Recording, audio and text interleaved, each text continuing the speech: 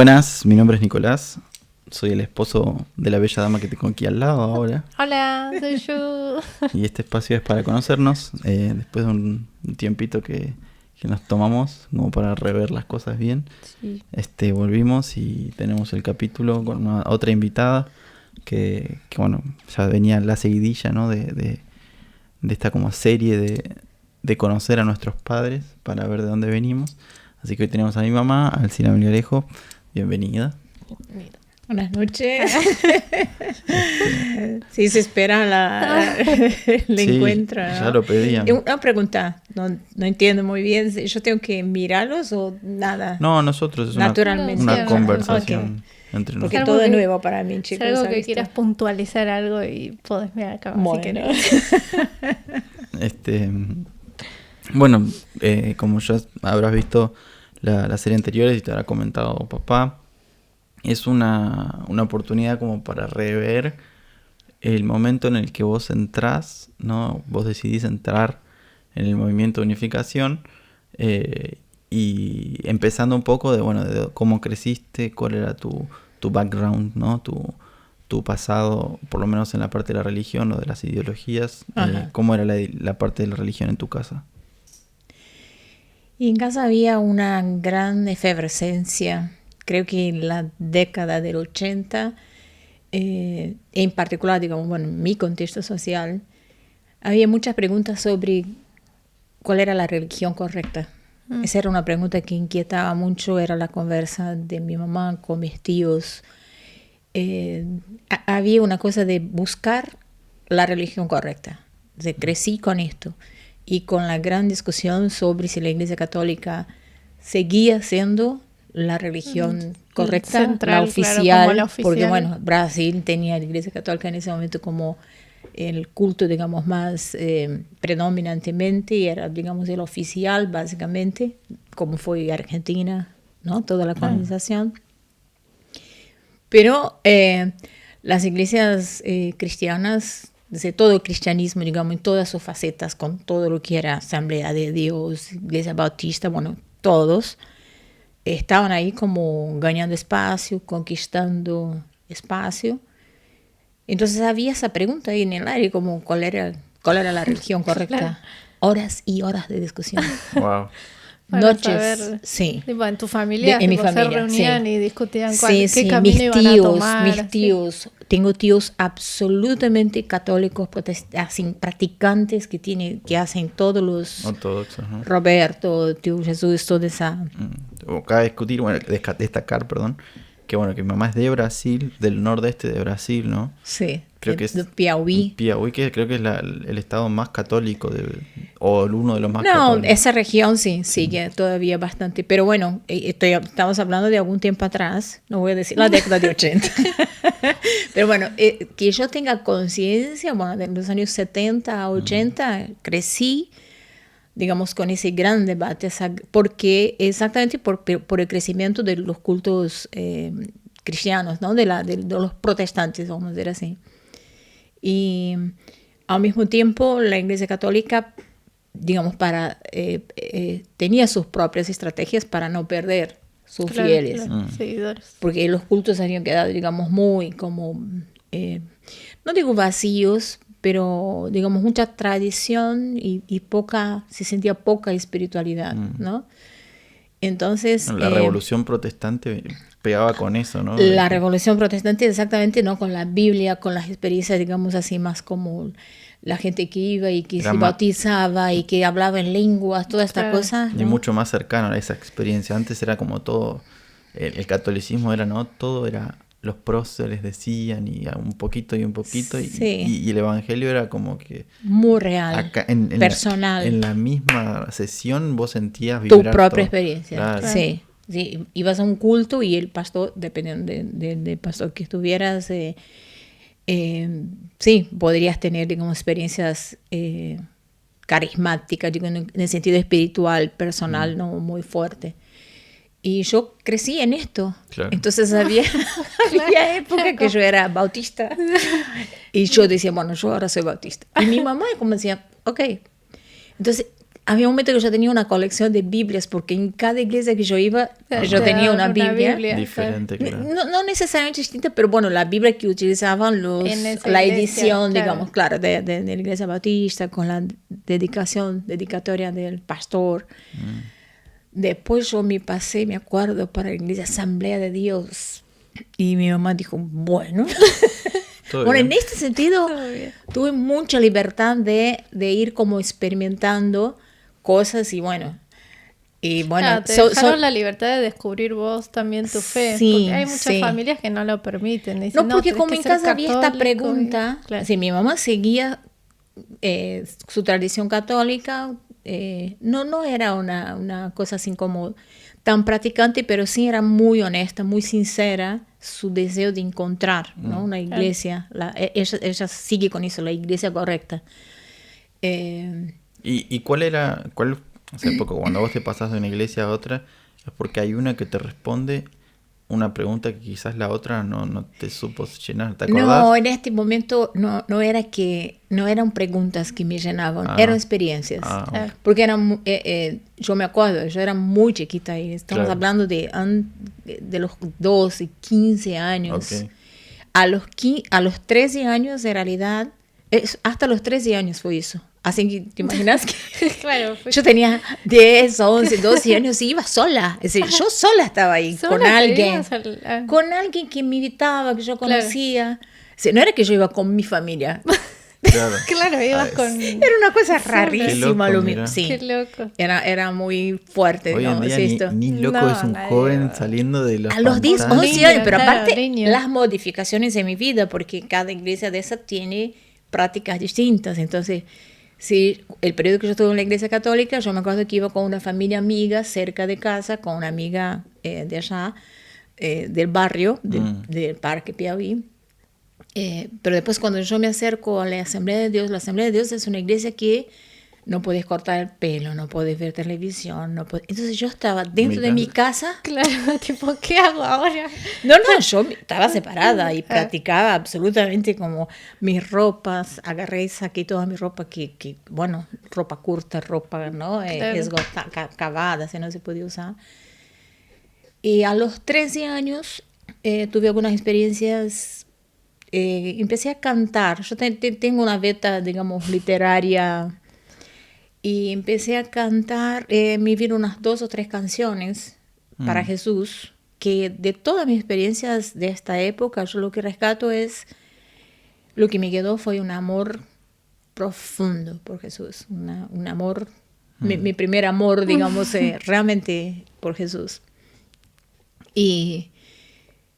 La pregunta que mi mamá hacía siempre, me acuerdo cuando estábamos en la Pascua, nos contaba, bueno, la Iglesia Católica, en ese sentido, la cultura católica, no la Iglesia Católica, Pascuas eran películas y más películas sobre Jesús. Claro. Las veíamos todas, nos llorábamos todas. Claro. Y me acuerdo que, bueno, en uno de estos momentos de mis idas y venidas entre las iglesias yo dije, si Jesús estuviese vivo, no lo abandonaría. Es decir, lo pude vivenciar, ¿viste? Esa experiencia de la Pascua, de todo Claro. el camino de Jesús.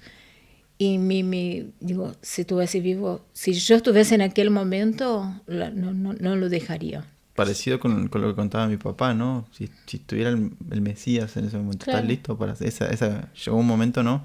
Que cuando se cruzó con el movimiento, terminó justamente en esa encrucijada, ¿no? Es verdad. Es que yo creo que y hay que rescatar un poco, creo que la generación del 80, de 70, de 80, si ustedes ven un poquitito en perspectiva, creo que era una generación que trataba de responder a preguntas que dejaron, de alguna manera, el movimiento de los 60, el movimiento hippie.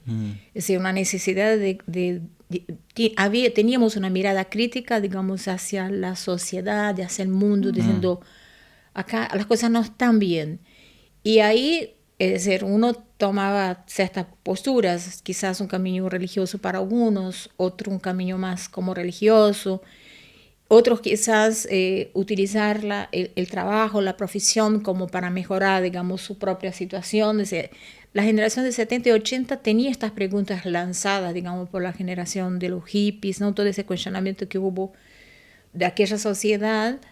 Y si uno, por ejemplo, acá en Argentina, habían bandas bastante como revolucionarias, no solo en campo musical, pero de cuestionamientos, ¿no? Como, ¿cómo se llama esa banda que escuchamos que tu papá siempre nos... Sui generis, ¿no? Esas preguntas de esta época, de estas décadas. Somos una generación que intentó caminar respondiendo, digamos, cada uno con sus recursos, cada familia con sus... Y en mi caso, ya les decía, a los 13, tengo esa inspiración, escribo esa canción, y mi mamá, que seguía en la Iglesia Católica, como yo les decía, me dice, mostremos esa canción al cura. Hay un cura muy bueno ahí, nuevo en la iglesia. ¿A vos la hiciste la canción? Yo hice, sí. Tengo una canción que después concurrió a un festival, gané el festival, mi primera guitarra. Sí, toda la cosa. Sí. Esta no la sabía. Sí, poesía. También participé de concursos así con poesía, también gané. Mira. Y en particular, el barrio donde yo vivía, se llama Parque Piauí, bueno, vos estuviste varias veces ahí. Sí. En este momento había una efervescencia cultural, espiritual, política muy importante. Fue un barrio que tuvo una participación, digamos, lo que es la vida política de Brasil, de Piauí, ¿no? De Teresina, bastante importante. Bueno, y mi mamá dice, ¿por qué no mostras al padre Sandro? Para los que me van a escuchar saben de quién estoy hablando. Digo, bueno, y un día aparece ese padre, estaban jugando, y de repente aparece el padre en un jeep. ¿Un jeep? Un jeep. Una camioneta jeep. Una camioneta jeep. Y estábamos todos jugando afuera, era un lugar, digamos, donde todos nos conocíamos. Para, y mi mamá lo hace parar, o él paró cuando nos vio, porque tenía esa cosa del contacto, ¿no? Directo con la comunidad, era increíble. Y mi mamá dijo, no, mi hija hizo una canción, dijo, bueno, anda tal día, y bueno, fui, y ahí, bueno, mi mamá y yo no sabíamos que acá comenzaba un capítulo bastante importante, donde esa búsqueda mía de querer hacer algo, de responder a estas preguntas, de encontrar respuesta para eso, de esa relación con Jesús, de querer ser esa no sé, esa cristiana fiel en estos tiempos. Paralela a eso había toda una cuestión con lo social. Yo quería muchísimo ayudar a colaborar y bueno, juntábamos, me acuerdo con ese grupo de ahí, de esa cuadra, juntamos juguetes y llevamos para la primera villa que yo reconocí, digamos, que eso es extraño. Claro. Era un lugar que cuando tomábamos colectivo para ir al centro, un día había una casa así de paja, ¿no? Sí, en el camino. Otro día había 3, 4, y de repente había claro, un barrio de ahí. Sí. Y nos dábamos cuenta de que no es que nosotros éramos de un barrio rico, pero había una diferencia en nuestra casa, ¿no? De qué material era, se veía que era algo ahí que... Y bueno, hablé con la gente de la cuadra y empezamos a juntar juguetes para llevar. Y estoy hablando justo de ese periodo de preadolescencia. Entonces, cuando voy con el padre Sandro,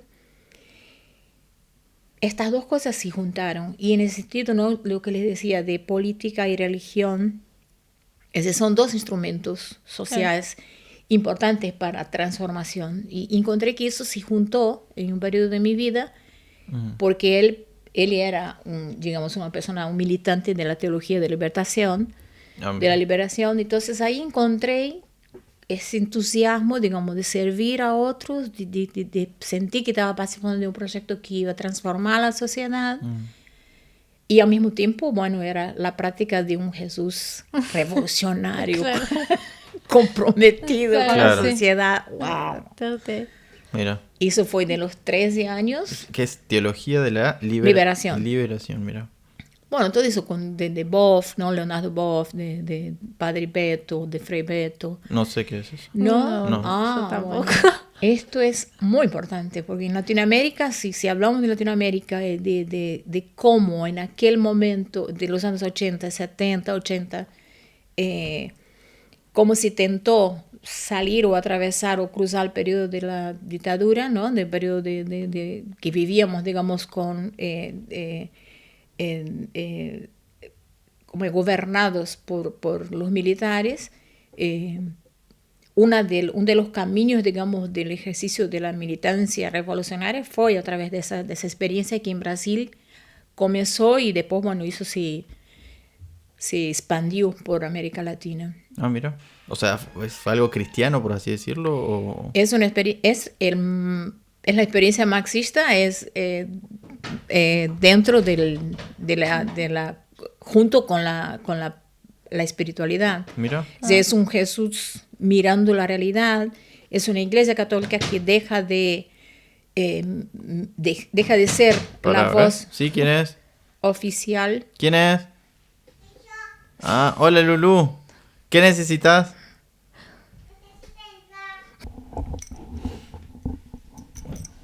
Seguimos. ¿Me se está grabando? Sí, perfecto. Tengo como récord la entrevista de papá, 5 interrupciones, creo que. Sí, un montón. Y yo creo que esa es la primera nomás. Sí. Sí, estábamos comentando, bueno, que la revolución cristiana marxista es más o menos o... Sí, es la aplicación, digamos, de una interpretación del marxismo, digamos, aplicado respetando la espiritualidad. Es una experiencia completamente nueva. Si uno piensa en el marxismo clásico, no, es claro, imposible. Una de las evoluciones, exacto. Claro.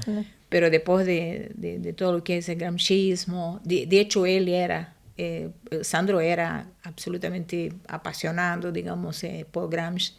Mira. Y obviamente yo veo eso después de muchos años. En aquel momento para mí era el sacerdote, mi mamá también era el cura, ¿no? el guía espiritual nomás, pero sí igual que nos transformó el grupo de jóvenes de un grupo apático a un grupo absolutamente comprometido con la realidad. Que no sé si la Jeep era de él, pero quería a Gramsci, pero tenía una Jeep, o sea... No, es que Gramsci cuando dice que hay que hacer transformar la cultura, es imposible en el caso de Brasil o cualquier otra sociedad latinoamericana, no considera la iglesia. Pero digamos la espiritualidad o la religión, más que todo, sobre todo. Okay. ¿Y cómo fue evolucionando eso? Y eso, ¿no? Digo que ahí se unió estas dos, en mi caso personal, dos cosas, que era el gran deseo de actuar, de hacer algo para mejorar las condiciones. Era una preocupación realmente tan intensa cuanto la búsqueda espiritual. Porque cuando terminé la primaria, yo me acuerdo que yo hice el discurso de oradora, digamos, del final, ¿no? del curso. Y mi pregunta, digamos, ahí era ¿por qué había tanta diferencia, ¿no? Tanta distancia, tanta diferencia social? Es decir, ¿cómo? Yo veía eso claramente. No tenía la conciencia, pero en el caso de Brasil, vos mismo has ido ahí, has experimentado. La desigualdad es tan grande, es tan violenta, digamos. Aparte se ve también por la cantidad de negros que hay. Es tan visual. También, claro. Es como de todos lados, hasta el racismo. De todas las maneras. Hay racismo. Hay mucho racismo también. El racismo hay como las consecuencias de un país que vivió casi 400 años de esclavitud y no hubo políticas, digamos, de suficientes, no digo que no haya habido, pero no han sido suficientes para corregir el hecho de que la cara de la pobreza en Brasil es negra. Claro. Porque después de 400 años, casi 350 años, se liberan los esclavos y dice, ok, están libres, ¿no? De una para otra, pero no hubo ninguna política social. De reparación. Nada. Es más, quien quería reparación y indemnización eran los propietarios. que habían perdido una herramienta. Cada esclavo salía bastante caro. Claro. Entonces, la cara de la pobreza en Brasil, obviamente, es negra, ¿no? O es la mistura, o digamos la... Y mira, trayéndolo hoy al día de hoy, que está todo este tema de Black Lives Matter, Black Lives Matter, ¿no? Y que si bien no es tan fuerte en Brasil, yo no creo que sea tan fuerte, porque en Estados Unidos es muy, muy fuerte, por lo menos la división ideológica. No sé, ¿vos pensás que cómo se está actuando quizás en Estados Unidos de la manera correcta?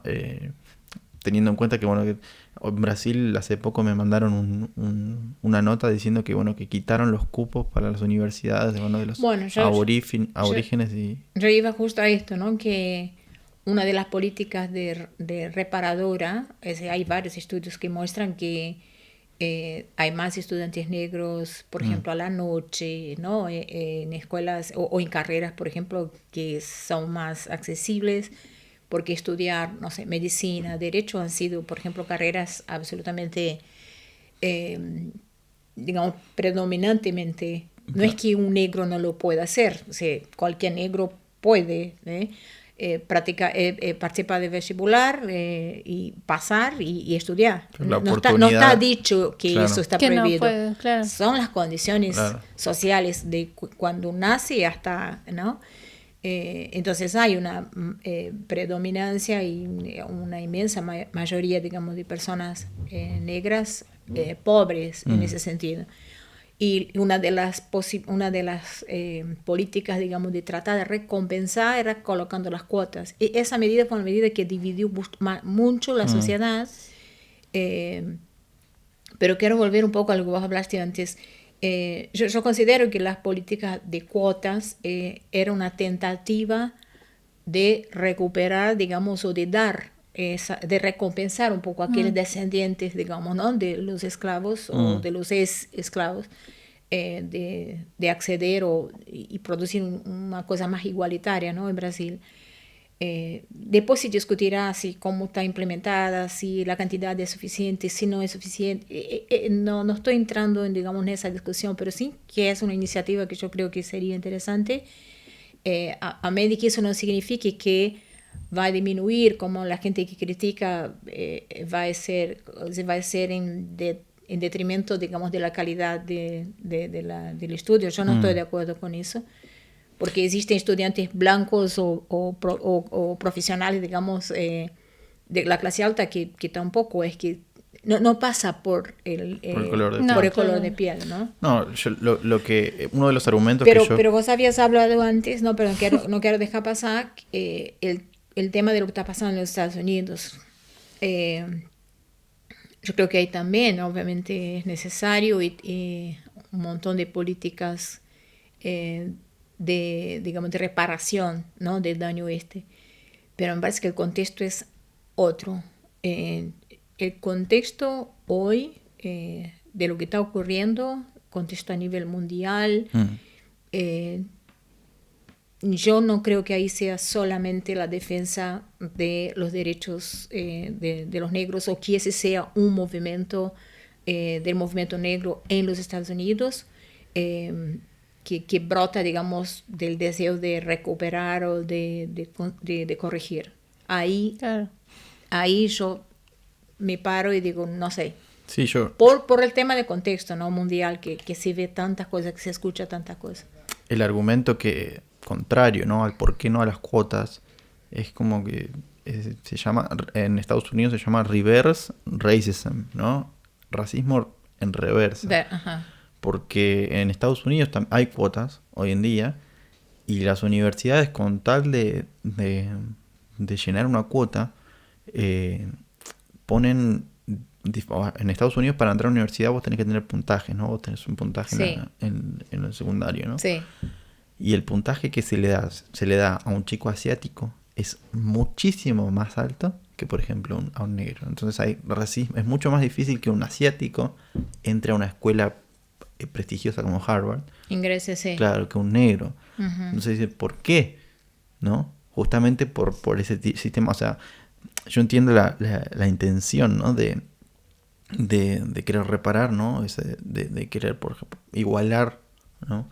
el campo y darle oportunidad, pero creo que hay que tener en cuenta, ¿no?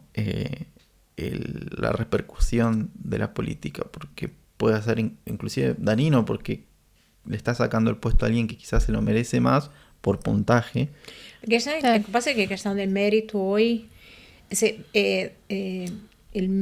una política educacional, digamos, basada solamente en el mérito, la meritocracia, digamos, tampoco es justo. Sí, porque vos tenés que ver todo el contexto digamos, ¿no? Sí, histórico. No. Entonces, no estamos parados sobre nada, sino que estamos parados sobre. Sí. Entonces, y también, obviamente, que eso tiene que ver con políticas nacionales, digamos, ¿no? De evitar el tema de migraciones, hay muchas cosas ahí. No, pero yo digo, no deja de ser racismo también, porque vos estás poniendo el puntaje por color de piel. ¿Entendés? Sí, claro, también. Es como que es muy peligroso eso también, porque no es que solucione el problema, o sea, no soluciona fuego con más fuego. De todas maneras, hoy, por ejemplo, pues, si uno lleva a Brasil yo me mantengo más acá en el terreno porque conozco mejor. Claro. No esquivo, digamos, la pregunta, pero me siento más cómoda hablando algo. Obvio, sí. entra el caso. Que las situaciones también son bastante como diferentes, pero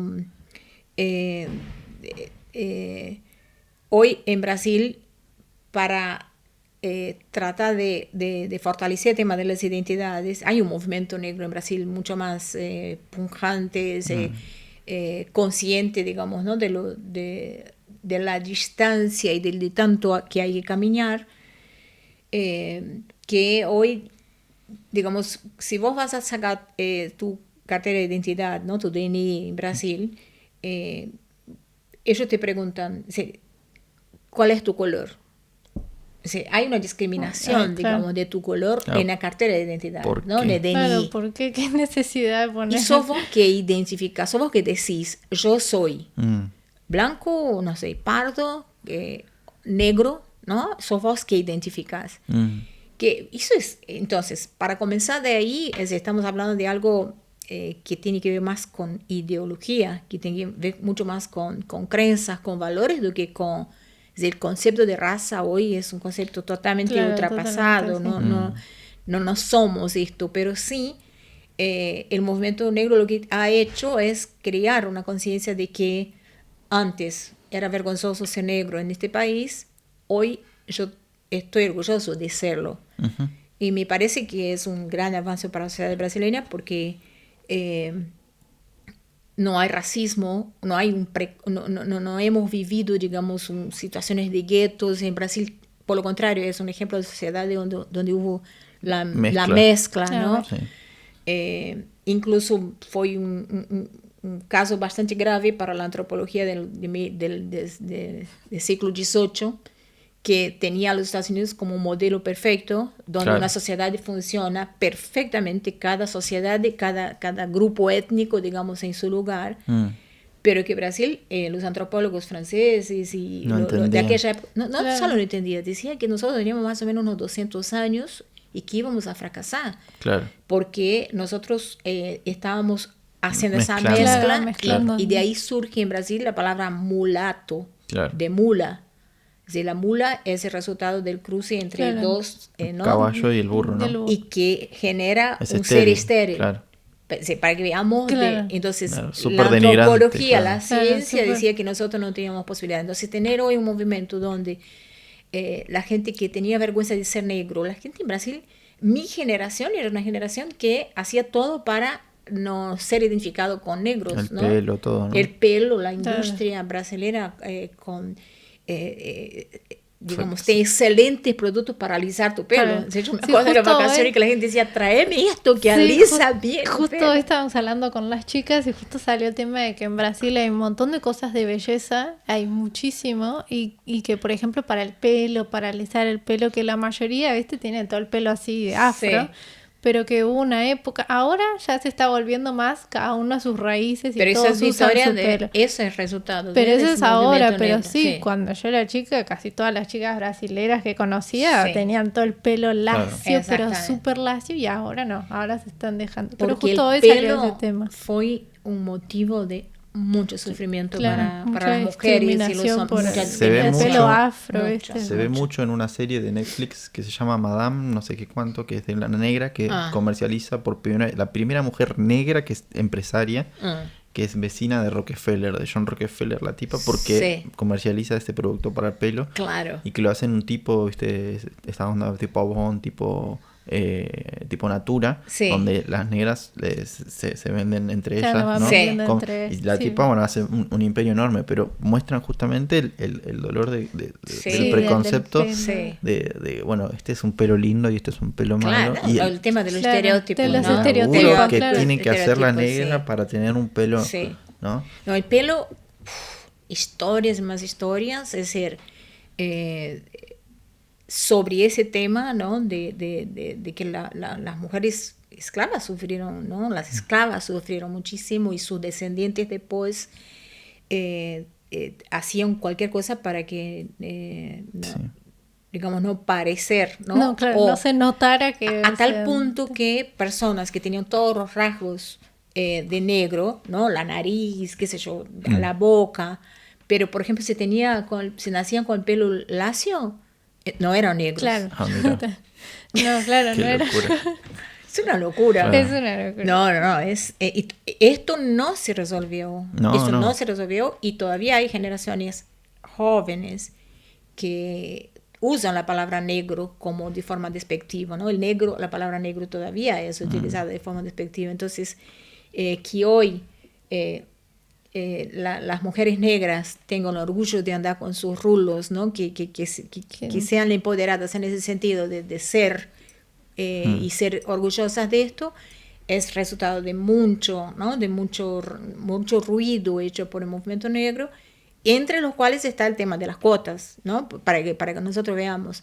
En la televisión, en mi época, estoy hablando de la década de 70, de 80, digo mi época en ese sentido, las mujeres negras que aparecían en la televisión eran criadas, servientas, Nada más. los ladrones eran la Claro. gente que no trabajaba o que hacía algo malo, eran personas oscuras, ¿no? de pelo oscura.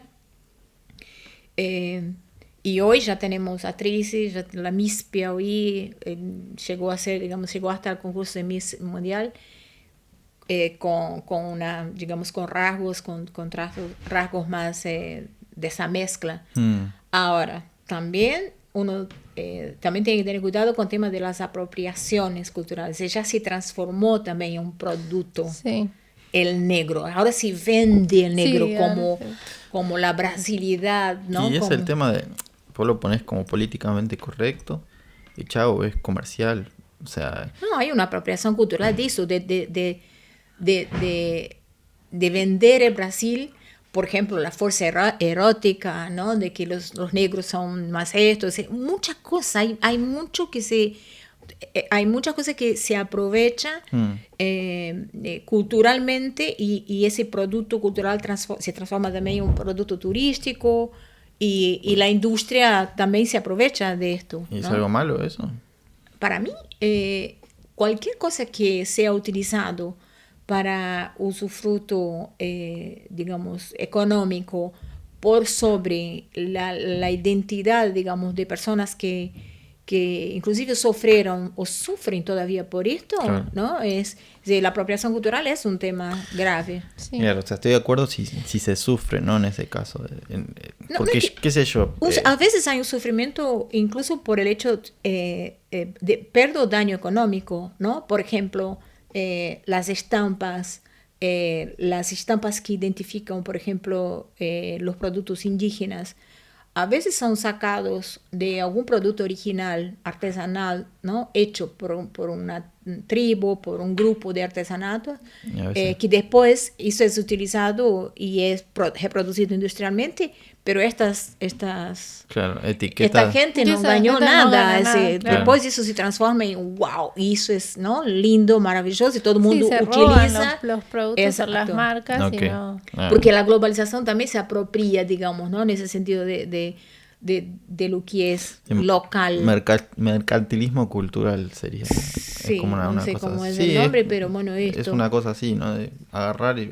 Yo hablo más de, digamos, desde los, de acá, desde la Sí, social, es eso, ¿no? La apropiación cultural, que sea la industria se apropia de signos, Es algo completamente inmoral, sí, sí. sí, e incluso a veces de símbolos que son Es- dolorosos. Eso choca Para un las poco mujeres. con mi ideología. Yo como una persona que es libre, o sea, yo no lo haría a costa del sufrimiento de alguien, pero si yo me siento apasionado por, qué sé yo, hacer música como la bossa nova, Sí. que si bien yo tengo sangre brasilera, pero también yo soy argentino, o sea, no sé si es apropiación cultural, pero es como que, ¿por qué un americano no podría hacer bossa nova, por ejemplo?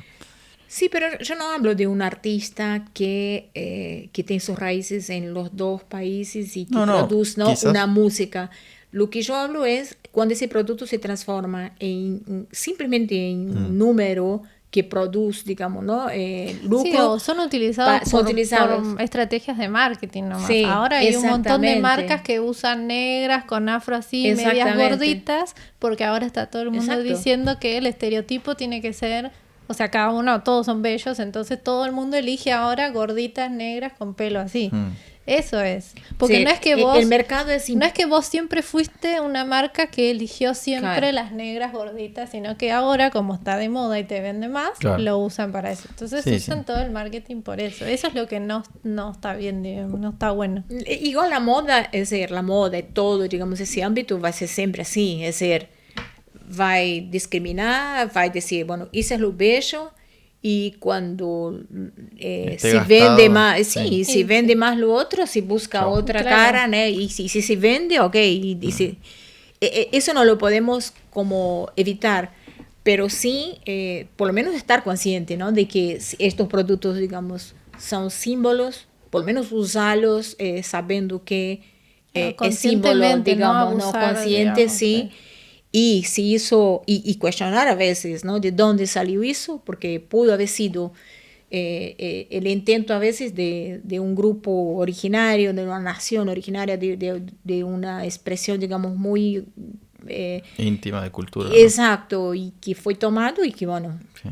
gana el mundo, pero ¿quién está ganando con eso? Las grandes, ¿no? Los grandes grupos. No sé si nos fuimos mucho, pero bueno. Sí, vamos no, a re fuimos, volver. Sí. Volvamos. Eh, Estábamos en qué... revolución. De política y religión, ¿no? Que son dos Claro, que cosas en ese muy momento cerca, justo se muy dentro juntaron mío. tus Sí. dos cosas, el arte, la religión, La religión y la política sí, de ayuda. La represión argentina creo que fue un poquito más fuerte que en la dictadura, ¿no? Que la represión brasilera. Porque, por lo menos es lo que se parece, ¿no? Se da a entender porque no, o por lo menos no se llora tanto en Brasil la época esa de subversión. Y parece que dio a florecer muchas cosas lindas, ¿no? Como vos decís. Y vos entraste en la universidad también en ese momento, ¿no? Sí, entré en la universidad en plena dictadura, pero ya estaban habiendo los grandes movimientos, digamos, operarios, ya había Lula haciendo greves, paros, Greves son paros.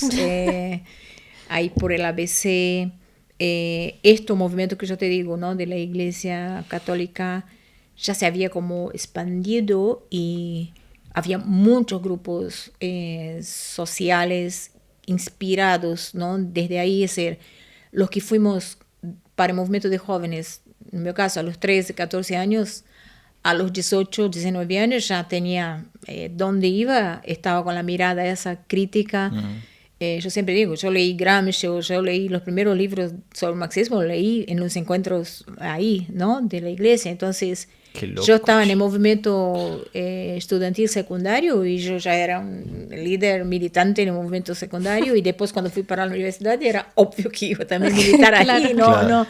Es decir, eso fue como una chispa, ¿no? Una cosa que sí, como se dice, Se expandió. se expandió muy rápidamente.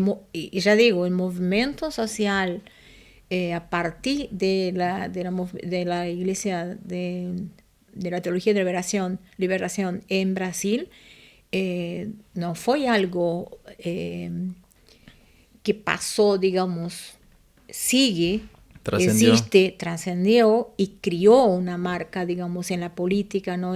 Porque si hablamos de PT, el PT es el movimiento, es el resultado, digamos, de todo ese movimiento gremial, urbano de las grandes ciudades. Partido de los Trabajadores, donde Lula, ¿no? El creador fue Lula, ¿no? Sí. O no sé si fue uno No, de los... Lula es el gran exponente, pero eso quiero decir, fue el encuentro de toda esa grande masa urbana, ¿no? De los grandes centros como São Paulo, Río de Janeiro, donde había las industrias y por tanto el movimiento de trabajadores era bastante extenso, más todo ese trabajo que fue siendo organizado, que a partir de esas comunidades eclesiales de base, que serían la de la teología de liberación, de centros que no eran tan urbanos, que no tenían una masa de trabajadores, digamos, tan grandes como en el caso de la ABC paulista y donde surgió Lula, pero se sumó esto más el movimiento estudiantil. Y ahí, bueno, surge ese Tiraron todos para el mismo partido, lado, digamos, claro. de los trabajadores, que es un aglomerado de muchas cosas. Claro. Porque yo podía estar ahí y seguir amando a Jesús y Claro. practicando mi fe de la manera más política, digamos, posible. Qué increíble. Una cosa que yo digo, ¿no? La gente a veces separa mucho la iglesia del Estado.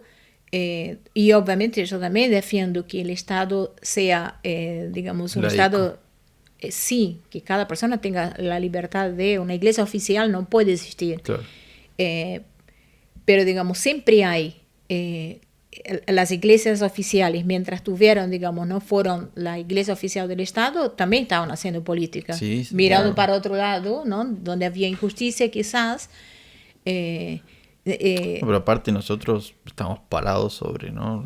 La cultura judeocristiana, ¿no? Las constituciones, Sí. o sea, venimos ya de cultura y cultura de la Biblia, Sí. que nuestras leyes son resultado y evolución, ¿no? De un poco de pensamiento crítico, ¿no? De la ley, pero de los primeros mandatos, ¿no? La familia, cómo hay que proteger a la familia, eso es completamente cristiano, ¿no? Así Sí. que está hasta...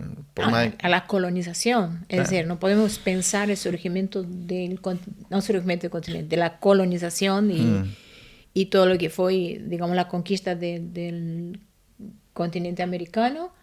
Era un brazo a la espalda y la otra mano, una mano a la espalda y en la otra mano la Biblia. Claro. Y aquellos que vinieron, digamos, a jesuitas, evangelizar, ¿no? Claro. decidieron que, bueno, los indios sí tenían alma y los negros no. Claro. ¿Y por qué decidieron eso? Simplemente porque era la única manera de convivir con el Estado que en aquel momento necesitaba crear, digamos, ¿no? Colonias acá. Volvemos. Uy, perdón. Sí, en serio. Perdón. Sí, no, está bueno. Me voy. Para expandir.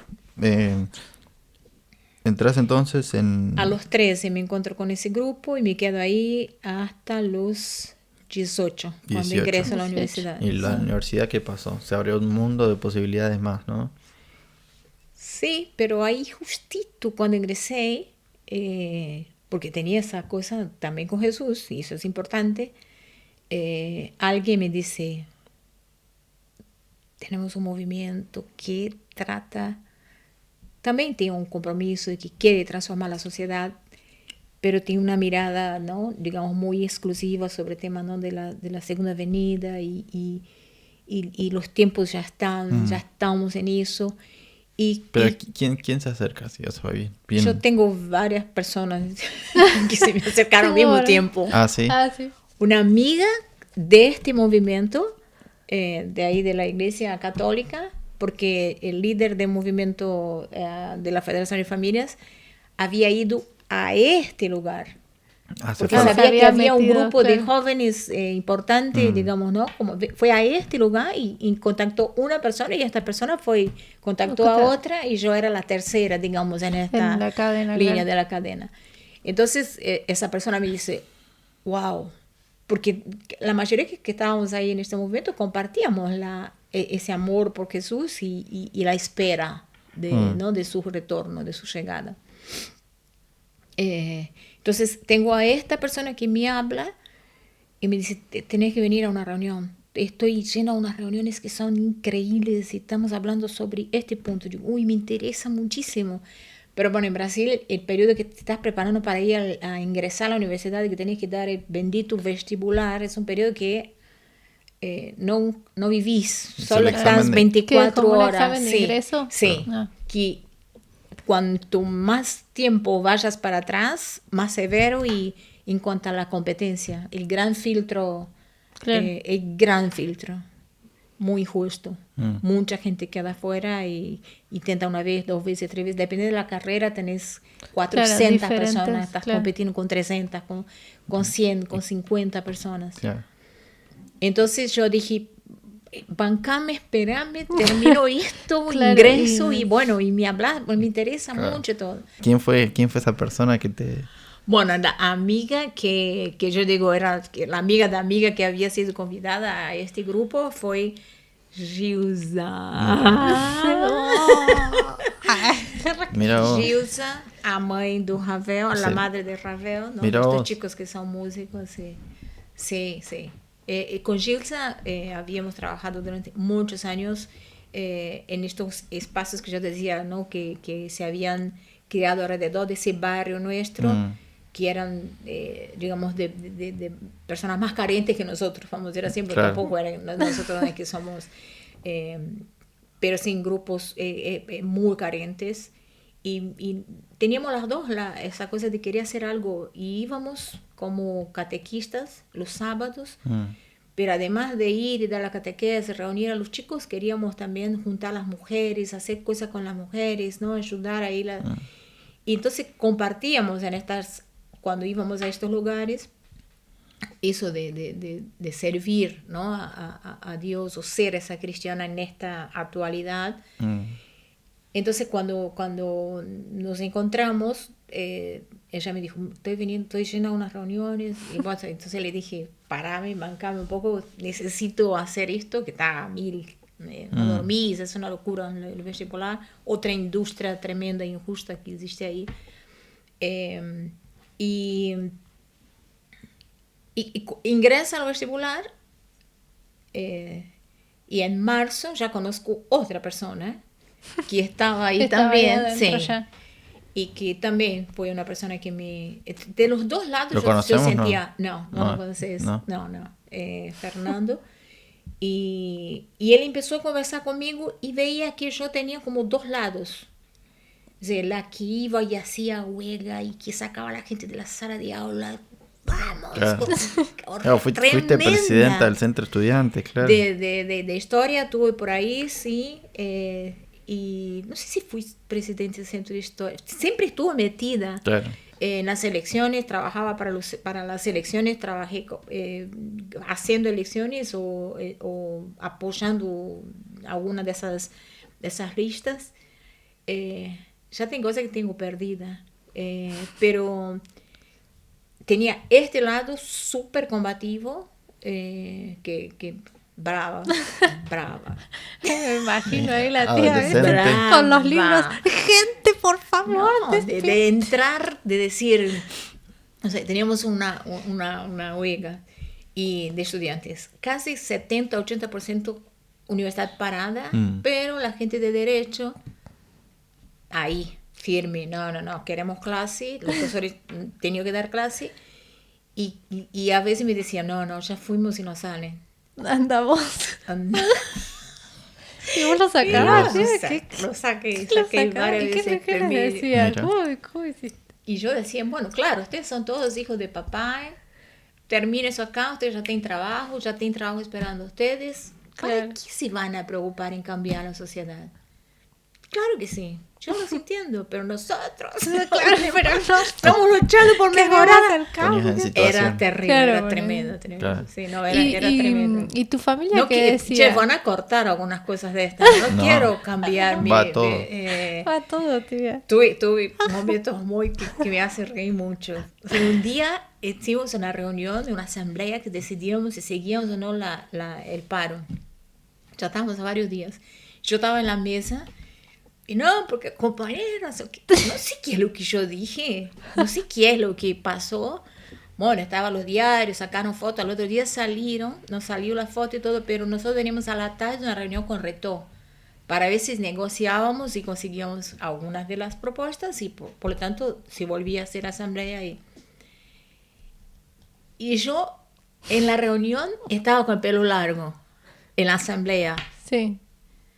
Me acuerdo porque salió la foto después, ¿no? En el diario. En el A diario. la mañana en casa, no sé, se me dio por cortarme el pelo y fui para la reunión con Reto de pelo corto. Sí. Entonces, el tipo dijo, no, porque con ustedes se pueden charlar, se puede conversar. Ayer esa chica, Lucira. No te reconoció con No el pelo reconoció. corto. No, porque yo tenía el pelo corto. Entonces Mirá. dijo, Esa con chica. esa chica no se puede, es una cosa. Y todo el mundo me miraba y se mataba de la risa. Claro. Digo, soy yo. Mirá vos, Ay, mirá vos, bueno. qué loco, ¿no? Y Qué nosotros, yo era recalmado. En mi escuela se tomó mucho, en mi secundaria me acuerdo. Todos los años se tomaba por lo menos unos 3-4 días. Todos los años se tomó. Creo que el último año se tomó como una semana. Pero no, yo... Sí, yo nunca me metí tampoco en todo eso, era como, ni me Necesario. interesa Es que las dentro de cosas, estudiante.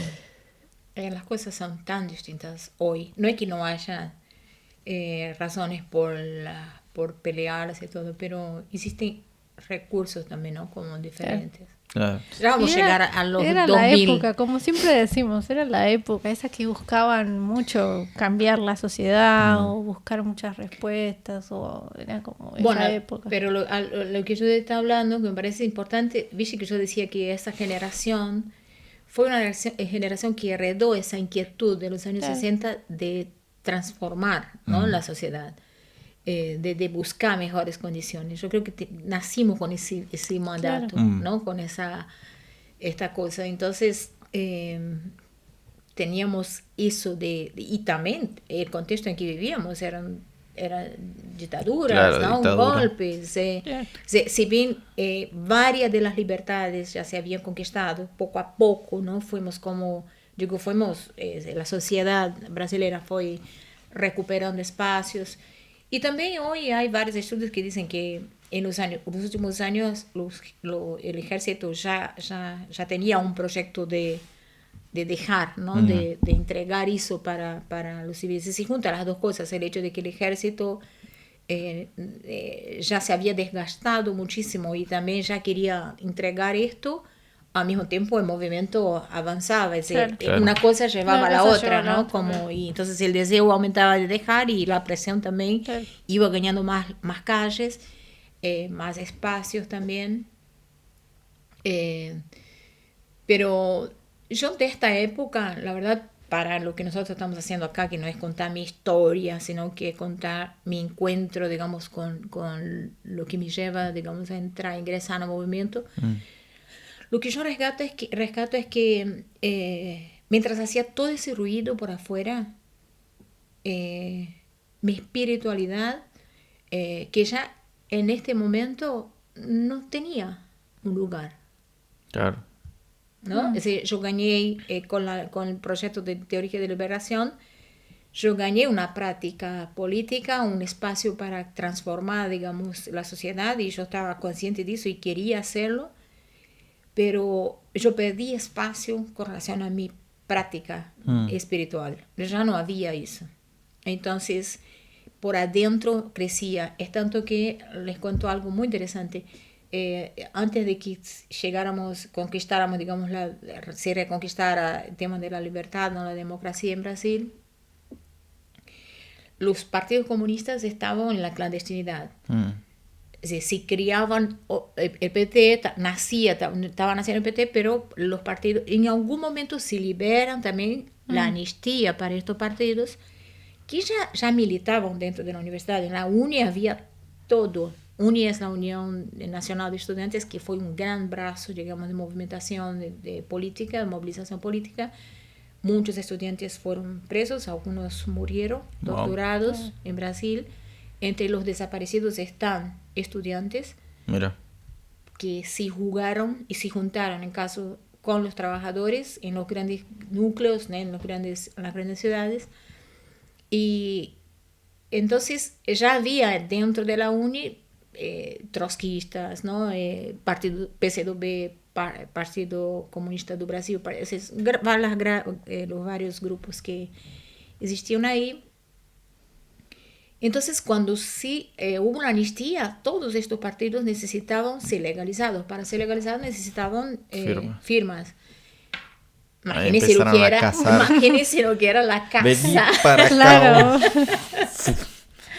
Era una cosa tremenda. Y mientras tanto estaba el carismático Lula, ¿no? y todo lo que estaba alrededor de él, lo que implicaba también la Iglesia Católica, todos los grupos de las comunidades eclesiales de base. Increíble. Todo esto era un caldo dentro de la universidad. Hay gente que ama, pero que está enamoradísima de Lula. Es que es muy carismático. Yo estuve con él así, en una mesa con 18 personas. Claro, el tipo es muy carismático. Si te habla y te habla a vos, querés ¿no? estar cerca, querés escucharlo. El talento de hoy en día, de cómo se fue transformando todo. Yo creo que él es como lo que muchos brasileños queríamos ser. Es decir, como hablábamos de la desigualdad, es decir, las comunidades eclesiales de base eran constituidas de gente pobre, de gente trabajadora y de estudiantes hijos de clase media, media baja. Yo soy hija de clase media baja. Entonces, ver a esta persona que, ¿no? salió del nordeste, de nosotros, ahí de este lugar, y transformarse en un líder nacional, ¿no? Con la capacidad y el carisma que tenía. Un léxico, tipo... increíble, yo lo he escuchado sus discursos y he visto la película, ¿no? Que no lo paraba nada el tipo. Tipo realmente una determinación y en ese sentido te das cuenta cómo... No, es un líder, líder nato. Si no fuese líder de partido de PT, iba a ser líder de otra cosa. Claro. Lula no pasaba, no iba a ser... No podía no ser líder. No. Claro. No, lo que rescato de este periodo es, entonces... es que ese lado mío de la espiritualidad estaba como seco, ¿no? Y cuando comienza toda esta locura, esa casa, ¿no? De partidos, de venir para acá, reuniones y no sé qué, obviamente todos fuimos seducidos, ¿no? Por cuál nos decidíamos. Y tengo una amiga, voy a escrachar mucha gente acá, perdón. Tengo una amiga que es así, conoces, amiga desde que ingresé a la Universidad de Historia, Teresinha. Mira. Teresinha ya había hecho su opción por el PCdoB. ¿Comunistas? Sí. Mira, el Partido Comunista. Sí, de PCdoB. Y yo, obviamente, naturalmente, quien tomó agua ahí de la Teología de Liberación, estábamos con el PT. Y éramos muy unidas. Y ahí había como una cosa de Boca River, ¿sí? Claro. Los que son de PCdoB salen y se encuentran y están con los de PCdoB, los que están de PT. Y éramos un caso raro, ¿viste? Que éramos amigas, estudiábamos, estábamos juntas. Pero éramos diferentes. Pero manteníamos, eran muy respetuosas, ¿no? Discutíamos y todo, pero bueno, ella me decía los chistes, como decían los PCdoB a los de PT, que los de PT eran tibios, no iban a conseguir nada porque querían una transformación a través de las urnas. Claro. PCdoB proponía otra cosa. Siempre ¿no? combatidos. Sí. Exacto. proponía la lucha, ¿no? Sí, Como sí, la lucha armada. de clase. Entonces, es que no hay otra propuesta más que eso. entonces, pero yo, mi lugar ahí, yo sabía claramente que mi lugar, yo ya había nacido de esta cosa que tengo adentro mío, entonces, y ahí tengo algo muy decente, que era como que una persona, viste que los partidos son jerárquicamente bastante... Me manda llamar a una chica que quiere hablar conmigo sobre esto, ¿no? Y esto para mí muestra como el tema de mi espiritualidad era como fuerte, porque tantos años siempre leyendo cosas para, ¿no? Como actuar en la sociedad. Había hecho ya estaba en final de la universidad, entonces me dicen, ¿por qué no la propuesta del PCdoB? Sí, sos combativa, si querés una transformación, ¿no? ¿Por qué no? Claro, porque no. Y ya dije, Teresía, y creo que ya lo dijo acá, yo absolutamente creo en Dios. Claro. No es algo de la boca para afuera, no es algo que yo vivo con eso, ya lo converso, tengo mi... Claro. Entonces ella me dijo, ¿y cuál problema? Cuando vos te acuestes en tu almohada, habla con él y haz lo que vos quieras. Nadie está diciendo para que vos... Claro que no. Tu vida creas. Personal, hacer lo que vos quieras, como diciendo... No, claro, pero no. Yo dije... Tenés que negarlo. No. Yo sé que en el momento que yo firme ese papel, claro, te van yo a estoy decir diciendo, que no puedo. Digo, absolutamente no puedo. Es como... Es mi vida, es así parte de mí. ¿Y por qué digo eso? Porque cuando yo tuve esa charla, terminé esa charla... Yo volví un poco más para el PT, como diciendo, no, ese es mi espacio, y además fui con el líder y dije, ese es mi espacio, porque acá voy a mantener mi espiritualidad, aun cuando yo sabía que ahí había gente que no creía en Dios, que era agnóstico, que no pero mi libertad... Vos tenías tu libertad de poder estar ahí, claro. Y aparte yo veía mucha gente que también compartía, ¿no? Gios, todos que estaban ahí. Entonces esto,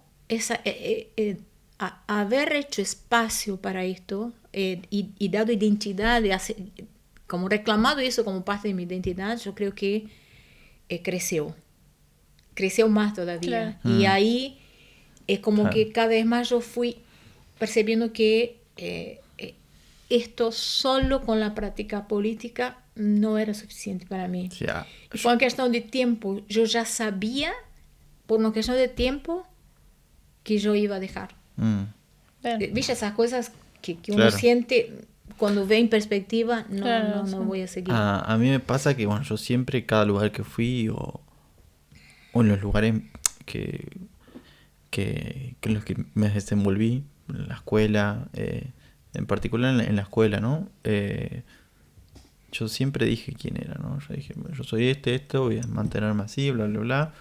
Voy a mantenerme puro hasta el casamiento porque, bueno, creo en Dios y bla, bla, bla. En los lugares donde yo no lo dije, dejaba. Donde yo no decía, o sea... Claro, cuando vos no podías ser vos. Claro. Donde quizás no tenía la oportunidad, a lo mejor, ¿viste? Sí. No llegué, o sea, no me acuerdo, no sé, lo que sea, la universidad o, no sé, inglés, ¿viste? Como que a veces ni había relación con no había... Pero... O sea, si bien la escuela es obligatoria y todo, yo creo que mantenerme ahí y hablar quién soy me dio una protección de mi identidad y me permitió desarrollarme por más de lo que fuera que pase al exterior, ¿no? Alrededor. Claro. Sí, y creo que eso también, ¿no? Que eso es importante.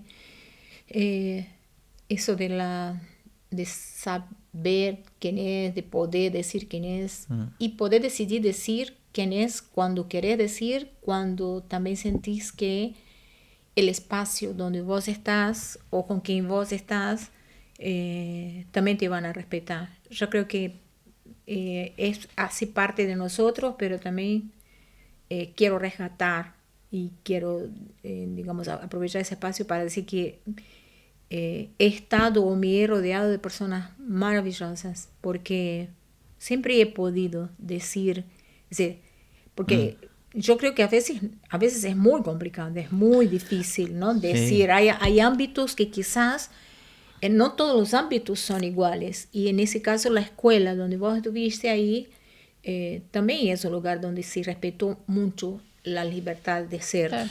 Sí, yo creo que Brasil, al igual que quizás Estados Unidos, esas culturas son muy cristianas comparadas Son muy con, religiosas, sí. comparado con Argentina. Con Argentina. Sí. Nada que ver. Argentina, yo tengo ahí un amigo que se ríe cuando yo creo en Dios. Sí. Vos crees Claro. en Dios, o sea, como que realmente piensa que, Claro, que como soy un re menos. chiste, como Soy no me- sé, o sea, sí, acá no es tan religioso el país. es increíble.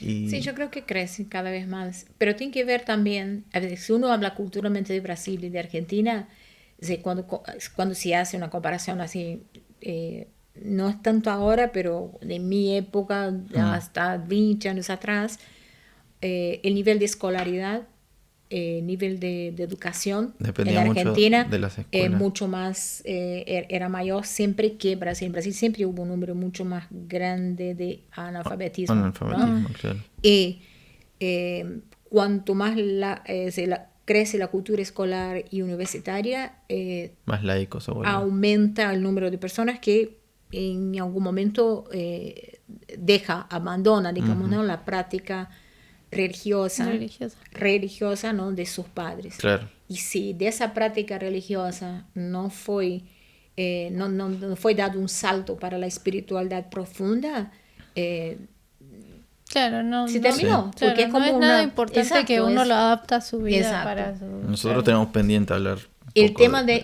nuestros hábitos. espiritualidad y Y religión es religioso. diferente. Claro. Si Claro. mientras vos vas a un club, compartís con la gente y puedes mantenerte ahí durante toda la vida o podés decir, no, ya no me interesa eso, ya está, Claro. tengo otra, ¿no? La universidad me da otro grupo de pertenencia, Claro. el profesional, el grupo con Claro. quien yo estudio, otras cosas. Ahora, si realmente nosotros estamos hablando de una experiencia de espiritualidad, esto te va a perseguir por toda la vida y vas a buscar prácticas que te ayuden a hacer algo vivo. Claro. Claro. Son Excelente. cosas diferentes, ¿no? Bueno, volvemos entonces. Sí. Ya estabas en contacto con estas dos personas que te habían introducido, ¿no? Que te habían presentado. Sí, y yo estaba ahí como, bueno, en algún momento no lo tengo que ir. Y todo. Él hizo un trabajo de mucho tiempo. ¿Él? Él, ¿Quién? es la persona que me invita en la universidad. ¿Quién? Ah, Fernando. Ok. Me ve y ve, él captura esa dos Alcira que existía ahí, ¿no? En lucha, que en la universidad básicamente no aparecía tanto, no había tanto espacio. Pero en las charlas, digamos, que teníamos cuando hacíamos trabajos de historia y todo, yo hablaba de mí con mucha libertad, hablaba también de eso, de mi espiritualidad. En plena huelga no iba a hablar sobre eso porque no Claro, había no lugar, era- pero no bueno, era- cuando hablaban conmigo, me tocas aquí en la epidermis, ya salta eso. Entonces percibía que había, digamos, búsqueda, preguntas, es decir, yo lanzaba preguntas, ¿no? Yo hablaba sobre un Jesús que no era Jesús de la Iglesia Católica, ese Jesús plegado ahí, no era eso, no tenía que ver con imagen, nada, era algo real, así como de esa experiencia que yo había respirado con mi mamá, de la paz con ese ser, digamos, que había estado solo, que no lo habían, digamos, que los discípulos no lo acompañaron. Yo tenía esta experiencia y era eso, digamos, que yo vivenciaba. Entonces él captaba, ¿no? Captaba que había algo por El ese lado conflicto. y tentaba como, bueno, pero, y me daba algunas cosas que yo decía, wow, Opa, esto es opa, nuevo. Claro. interesante, ¿no? Como podemos charlar y todo. Entonces tardó un tiempo hasta que yo, bueno, entre la práctica, porque enseguida me metí obviamente en la lucha de la universidad, no había tiempo. Claro. Es como- ¿Y cuándo fue el momento que vos dijiste, bueno, después de qué? Pasaron muchas cosas. Yo voy a dar algunos saltos, porque si no, el momento fue cuando vino y él también sintió que era un buen momento, cuando vino el Pastor César a hacer un encuentro universitario en Piauí. Vino de São Paulo a Piauí y me invitó. Y me invitó y yo dije, bueno, anoté y todo, pero coincidía justo que yo estaba presidiendo la elección del centro, la nueva lista que iba a ser del movimiento estudiantil. Mira. Ya no quería más participar y ahí ya había una actitud mía como diciendo, yo voy a apoyar siempre el movimiento estudiantil, pero... Desde lejos. Pero ya, No, claro, no por era ejemplo, en como... ninguna lista quise participar. Me acuerdo claramente, quiero apoyar con la elección. Y bueno, justo cayó sobre mí, digamos, yo estaba presidiendo eso. Y tenía sábado y domingo para terminar de hacer todo, le poner las urnas y todo, porque al lunes había la elección. Tenía una reunión en la universidad con el grupo que estábamos trabajando sobre eso y quedaba a 8 cuadras de la sede. Tengo curiosidad de conocer esa universidad. Sí, ahí en pie, Sí, ¿no? mal. Sí, obvio. Sí, Re linda. Mal. Re linda. Tengo Es lindo el campus universitario. ¿Se puede pedir libre así? Sí. Yo estaría re piola. Sí, La próxima sí. vez voy a ir. Voy a pedir que me lleven. Sí. Yo fui esta vez, varias veces fui. Voy y digo, bueno, a la tarde. Entonces trabajé toda la mañana, a la tarde me vino a buscar y yo fui. Cuando llego ahí había como 25 personas, de los cuales podríamos llegar a decir que 15 eran universitarios. Claro. Y bueno, lo que él hablaba ahí, y yo saltaba. No, pero no, ¿cómo vas a decir que es de la colaboración, de la... No. Claro. Si nosotros no hacemos paro, la gente no cambia. Estaba el Ya venía con- trotskismo ahí en la era una lucha. cosa, ¿viste? Como La salía, lucha hasta la bro. fuerza. Y yo Brotaba, no claro. quiero hablar. Claro. No. Pero mi conciencia me decía, Alcira, si vos no querés, cállate y andate. Claro.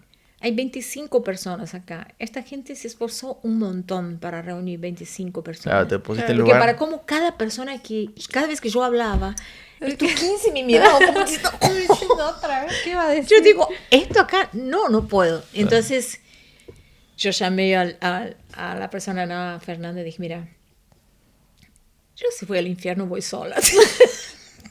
Yo no quiero ser responsable por la decisión de que la gente está ahí. Y si yo sigo acá, no va a ser bueno. No. Yo no quiero estar en esta. Digo, sí, me gustaría tener una charla personal con esta persona. Claro. Si hay posibilidad, yo vuelvo a la universidad, trabajo y a la noche charlamos. Bueno. Y así quedamos. Termino y me voy para allá. Afiladísimo.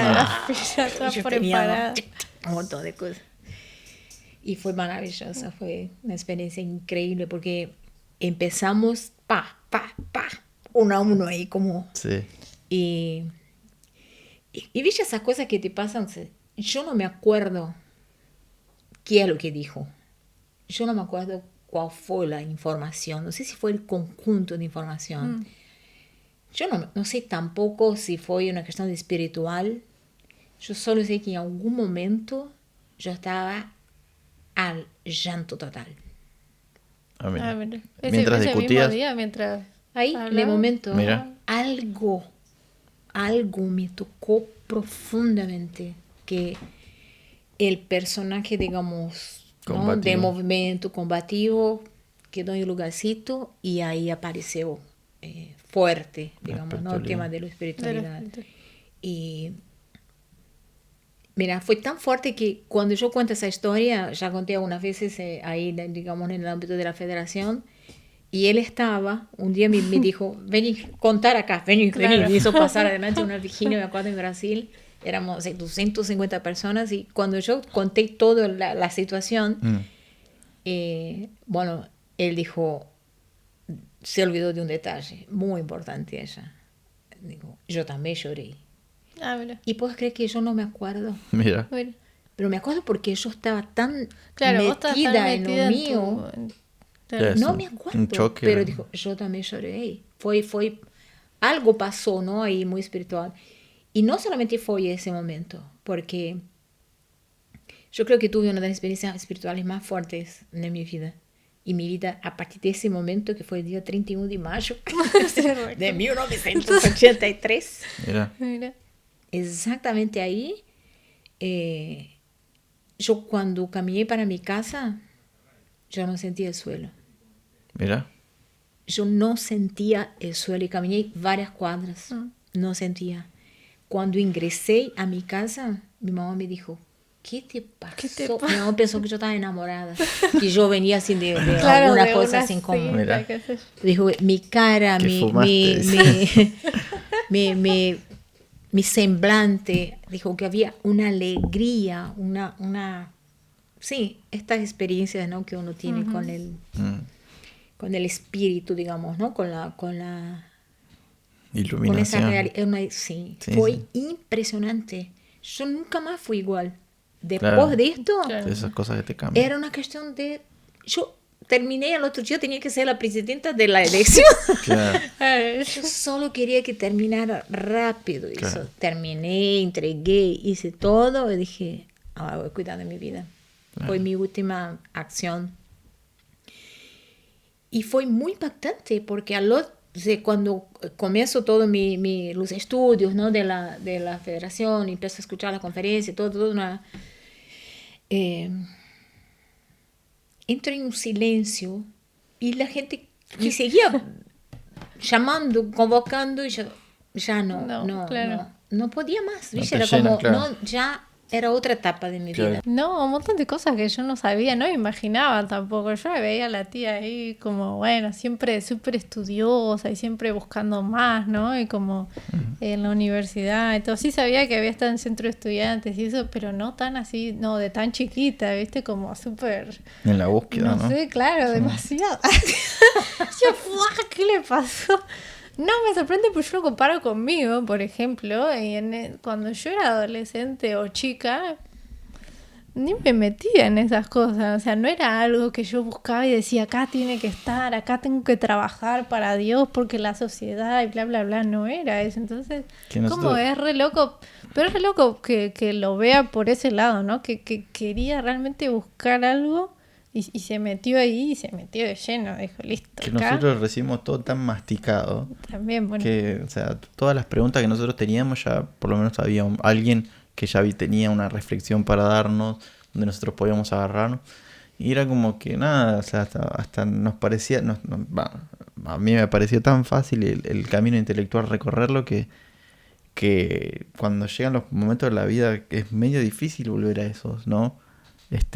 Tenemos que volver a tener nuestras propias experiencias para poder explotar nuestra Claro. espiritualidad. Claro, pero lo nuestro era más espiritual, por así decirlo, o religioso. Y la tía se fue como a todo el ámbito social, ¿viste? Político, Sí. claro. Más político, como buscando realmente el cambio en la sociedad. No era solamente... Es más, en la medida que avanzaba en la universidad y no llegaba la carrera de periodismo, yo ya está, yo me quedo con historia, no voy a hacer más Claro. nada. Y mis grandes preguntas eran, ¿me voy al campo para ayudar a la revolución del campo para la ciudad? Porque Teresina es capital, Claro. entonces es más urbano, digo. Y voy a ser profesora de historia en una ciudadcita y ahí comienzo, de ahí traigo para el campo, para juntar con todo lo que está acá. O me voy a Campinas a hacer mestrado. Claro. Nada que ver, claro. Eran dos cosas, ¿no? Como, claro, pero el proyecto de Campinas parecía esa cosa burguesa, ¿no? De seguir. Ujú. Pero sí, también tengo esa gran que como gana que de buscaba seguir siempre estudiando. algo más social, ¿no? A nivel social, Sí, tipo, tenía más esta- activo socialmente. Pero eso es re interesante porque por lo general nuestros padres siempre buscaron todo en el ámbito religioso. Claro. Siempre se quedaron ahí buscando las respuestas y todo. Y al ver que también llegas a una opción más espiritual desde otro ámbito, Sí. que te abre muchas otras puertas también y muchas otras cosas, no sé, a mí Sí, me parece la súper mirada, interesante la la mirada, mirada, claro, sí. de que a pesar de que era súper, que no había en realidad ahí cosas religiosas o que te abrieran la espiritualidad, terminó siendo también lo mismo, como que llegaste a la misma Sí, una conclusión, praxis no sé. distinta, ¿no? Claro. Una Claro. praxis que hoy, bueno, es considerada una praxis más humana, ¿no? Es Dios en el otro, en la sociedad, que no dejó de existir. Yo creo que, no quiero adelantarme, pero cuando yo ingreso al movimiento, es decir, yo busco a Dios en esa praxis con el otro, Claro. dentro del Claro. movimiento.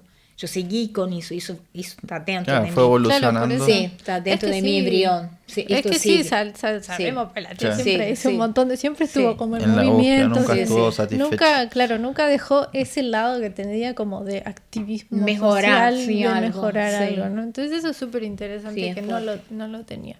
Es Bueno, fuerte, sí. muchas gracias por compartir.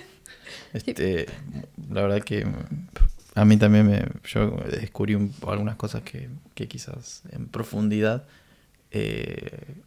me van a hacer. Yo sé que de acá a una semana voy a estar pensando. Así que muchas gracias. Y bueno, muchas gracias por acompañarnos. Seguimos en la búsqueda de encontrar nuestro pasado, ¿no? De armar nuestro pasado y que le quede para siempre, para la eternidad a Leila y a los que estén por venir. Muchas gracias. Sí, De nada. Fue lindo también como recordar, y hacer esa retrospectiva ahí de las raíces. Gracias a ustedes, me encanta. Bueno, Es lindo, ¿ah? Estar acá. está bueno. Es Gracias. adictivo, después no querés parar, no querés salir. Hasta la próxima. Chau, chau. Chao. Gracias por acompañarnos en este vuelo. Esperamos que haya sido de su agrado. No se olviden darle like, suscribirse y compartir. A su izquierda les dejamos el video anterior. A su derecha una lista de reproducción. Esperamos volver a vernos nuevamente. Chao, chao.